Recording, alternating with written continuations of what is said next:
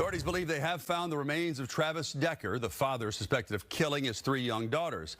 Now the question is, will forensic tests confirm the identity of those remains? Preliminary findings suggest the remains belong to him, but DNA results will act as a final confirmation. Earlier today, we spoke to a pathologist at UW Medicine. She says it could be hard to analyze the body based on how long ago the death happened.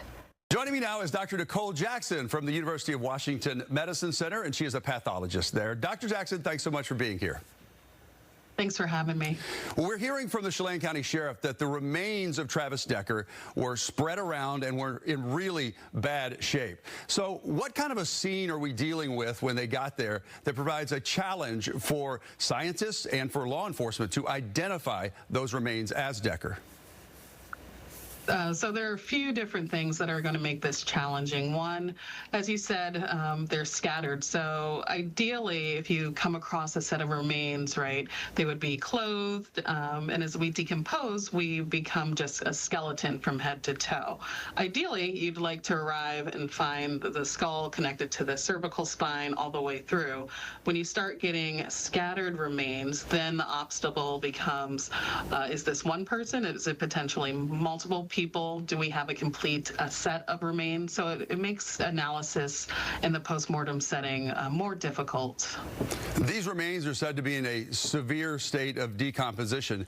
How difficult will it be to determine a cause of death if most of the soft tissue is gone?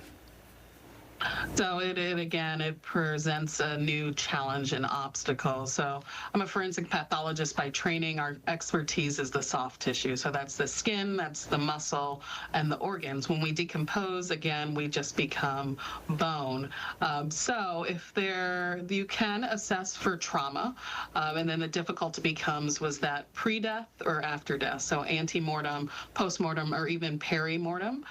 When you have sets of remains out in nature and open, you also have potential animal scavenging, right? So animals can come after someone dies and kind of pick away at the remains. So it does limit the analysis. It's harder to draw toxicology and study things like that.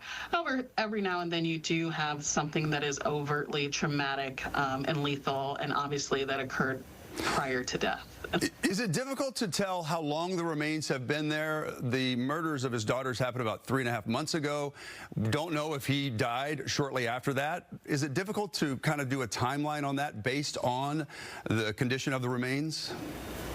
It is difficult. So we like to speak in windows of time. And so I have not seen the remains, but certainly different conditions. So was it wet weather? Was it moist? Was it hot and dry? How clothed was the body? Was the body in water? Was it near water? Was it in a shallow grave? All these things affect the rate of decomposition. And so a timeline is going to be more challenging to do the longer the postmortem interval is. Mm-hmm. Ideally, what is the best part of the skeleton to use for a DNA to get an identity? There are a few things. So teeth are actually an option. The pulp can be used for dental, or you can extract it, excuse me. And then I believe you can also use the bone marrow. So typically maybe the long bones of the legs. And is the process, right, is the process fairly quick once you have the piece of information or the piece of the body that you need?